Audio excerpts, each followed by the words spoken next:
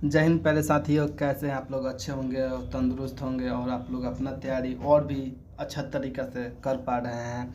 SSC GD exam को मद्देनज़र रखते हुए हम लोग हिंदी का बुक स्टार्ट किए हैं, जो कि आज हम लोग का टॉपिक होने वाला है अनेक शब्दों के लिए एक शब्द। और इसको हम लोग पूरी अच्छी तरह से कवर करेंगे। एक एक क्वेश्चन को हम लोग कवर करेंगे, एक भी क्वेश्चन नहीं छूटने चाहिए हम लोगों से। तो चलिए हम लोग क्वेश्चन की ओर बढ़ते हैं। टॉपिक क्या है? टॉपिक आप लोग तो देख ही ली है, जो कि अनेक शब्दों के लिए एक शब्द है। क्या है? अनेक शब्दों के लिए एक शब्द है। तो चलिए हम लोग क्वेश्चन की ओर बढ़ते हैं। तो हम लोग का फर्स्ट क्वेश्चन क्या है, देखिए। जो किसी वंश में बराबर चलता आया हो उसे क्या कहते हैं? जो किसी वंश में बराबर चलता आया हो उसे क्या कहते हैं? अनुवांशिक कहते हैं। आभार मानने वालों को क्या कहते हैं? आभारी कहते हैं। धन से संबंध रखने वालों को क्या कहते हैं? आर्थिक कहते हैं। अनेक शब्दों के लिए एक शब्द है, जो कि बहुत ही आसान है। हम लोग एक एक क्वेश्चन को कवर करेंगे ताकि एक भी क्वेश्चन में ना छूट जाए, एग्जाम को भी उसे करेंगे। चलिए, जिसे मालिक ने छोड़ दिया उसे क्या कहते हैं? परित्यक्ता कहते हैं। केवल फल खाकर रहने वाला को क्या कहते हैं? फलहारी कहते हैं। सूर्योदय से पहले 2 घड़ी तक पवित्र समय क्या कहता है? ब्रह्म मुहूर्त कहलाता है। मन और उसकी अवस्थाओं तथा क्रियाओं का अध्ययन करने वाला क्या शास्त्र क्या कहलाता है? मनोविज्ञान कहलाता है। और नेक्स्ट टॉपिक देखिए क्या है।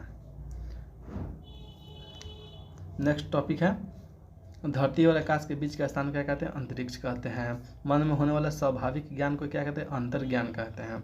जिसके समान कोई दूसरा ना हो उसे क्या कहते हैं? अद्वितीय कहलाता है। क्या कहलाता है? अद्वितीय कहलाता है। आवश्यकता या उचित मात्रा से अधिक खर्च करने वाला, आवश्यकता या उचित मात्रा से अधिक खर्च करने वाला को क्या कहते हैं? अपव्ययी कहते हैं। पुरुष जो अभिनय करता है उसे क्या कहते हैं? अभिनेता कहते हैं। उसके बाद में जिसे समर्थ में ना हो असमर्थ कहते हैं, उसे क्या कहते हैं? असमर्थ कहते हैं। अहंकार पूर्वक अपने को सबसे बढ़कर समझना क्या कहलाता है? अहमयंता कहलाता है। सर्वाधिक समापन शासक या अधिकारी उसे क्या कहते हैं? अधिनायक कहते हैं। जिसका वचन द्वारा वर्णन न किया जा सके उसे क्या कहते हैं? अनिर्वचनीय कहते हैं। देखिए अब नेक्स्ट क्वेश्चन क्या है। नेक्स्ट क्वेश्चन देखिए। किसी मत का सर्वप्रथम प्रवर्तन करने वाला क्या कहलाता है? आदि प्रवर्तक कहलाता है। आदि से लेकर अंत क्या कहलाता है? अधोपांत कहलाता है। जिससे बढ़कर ऊंचा कोई न हो उच्चतम कहलाता है।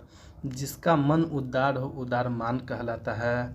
नियम विरुद्ध या निंदनीय कार्य करने वालों की सूची क्या कहलाता है? काली सूची कहलाता है। जिस पशु के पेट में बच्चा हो उसे क्या कहते हैं? गाभिन कहते हैं। गायों को पालन और रखने का स्थान क्या कहते हैं? गौशाला कहलाता है। घृणा करने को क्या कहलाता है? घृणास्पद कहलाता है। और नेक्स्ट क्वेश्चन देखिए क्या है।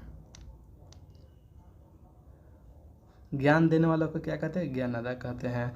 घर घर जाकर लोगों की डाकिया पहुंचाने वाले कर्मचारी को क्या कहते हैं? डाकिया कहते हैं।